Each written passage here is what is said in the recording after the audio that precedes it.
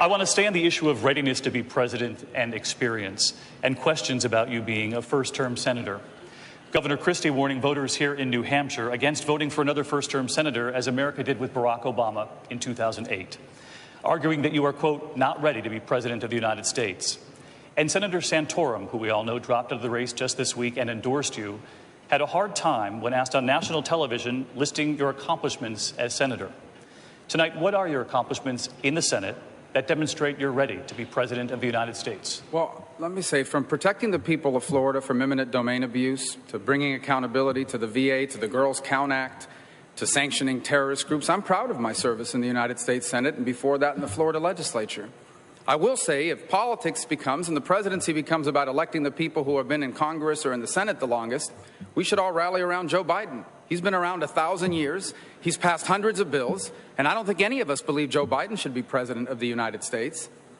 And let's dispel once and for all with this fiction that Barack Obama doesn't know what he's doing. He knows exactly what he's doing. Barack Obama is undertaking a systematic effort to change this country, to make America more like the rest of the world. That's why he passed Obamacare and the stimulus and Dodd-Frank and a deal with Iran. It is a systematic effort to change America. When I'm president of the United States, we are going to re-embrace all the things that made America the greatest nation in the world, and we are going to leave our children what they deserve, the single greatest nation in the history of the world. Senator Rubio, thank you. I do want to ask Governor Christie. Governor Christie, you said, fool me once, shame on you, fool me twice, shame on me, when it comes to electing a first-term senator. You heard Senator Rubio make the case that he does have the experience. Your response? Sure. First, let's remember something. Every morning when a United States senator wakes up, they think about what kind of speech can I give or what kind of bill can I drop. Every morning when I wake up, I think about what kind of problem do I need to solve for the people who actually elected me. It's a different experience. It's a much different experience. And the fact is, Marco, you shouldn't compare yourself to Joe Biden, and you shouldn't say that that's what we're doing. Here's exactly what we're doing. You have not been involved in a consequential decision where you had to be held accountable. You just simply haven't. And the fact is,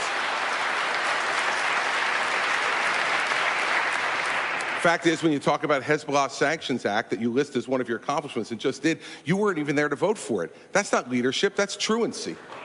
The fact is that what we need to have in this country is not to make the same mistake we made 8 years ago. Fact is, it does matter when you have to make decisions to be held accountable for them. It does matter when the challenges don't come on a list of a piece of paper of what to vote yes or no every day, but when the problems come in from the people that you serve. I like Marco Rubio, and he's a smart person and a good guy, but he simply does not have the experience to be president of the United States and make these decisions. We've watched it happen, everybody. For the last 7 years, the people of New Hampshire are smart. Do not make the same mistake again. If I may respond, thank you. Senator Rubio. Well, I think the experience is not just what you did, but how it worked out. Under Chris Christie's governorship of New Jersey, they've been downgraded 9 times in their credit rating. This country already has a debt problem. We don't need to add to it by electing someone who has experience at running up and destroying the credit rating of his state. But I would add this. Let's dispel with this fiction that Barack Obama doesn't know what he's doing. He knows exactly what he's doing.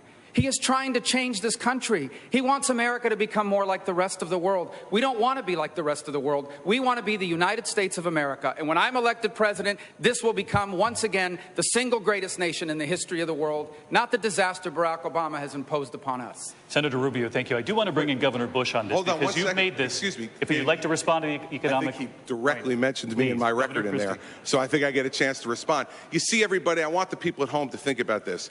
That's what Washington, D.C. does. The drive-by shot at the beginning with incorrect and incomplete information, and then the memorized 25-second speech that is exactly what his advisors gave him. See, Marco, the thing is this.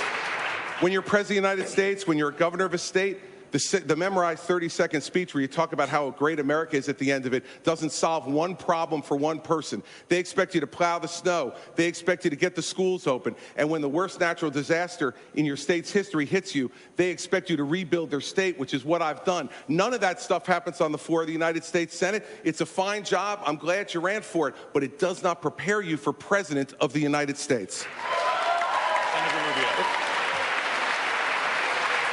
Chris, Chris, your state got hit by a massive snowstorm 2 weeks ago. You didn't even want to go back. They had to shame you into going back. And then you stayed there for 36 hours, and then he left and came back to campaign. Those are the facts. Here's the bottom line. This notion that Barack Obama doesn't know what he's doing is just not true. There it is. He knows exactly what he's doing. The memorized 25-second speech. Well, that's the reason why this campaign is so important. Because I think this notion, I think this is an important point. We have to understand what we're going through here. We are not facing a president that doesn't know what he's doing. He knows what he is doing. That's why he's done the things he's done.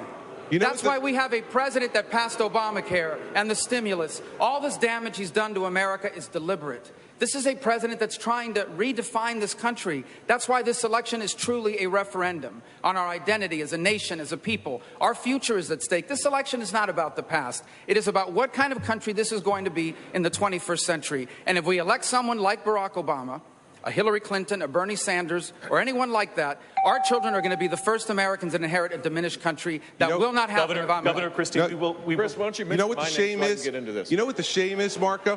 The shame is that you would actually criticize somebody for showing up to work, plowing the streets, getting the trains run back on time, when you've never been responsible for that in your entire life. Okay. He didn't want to go back.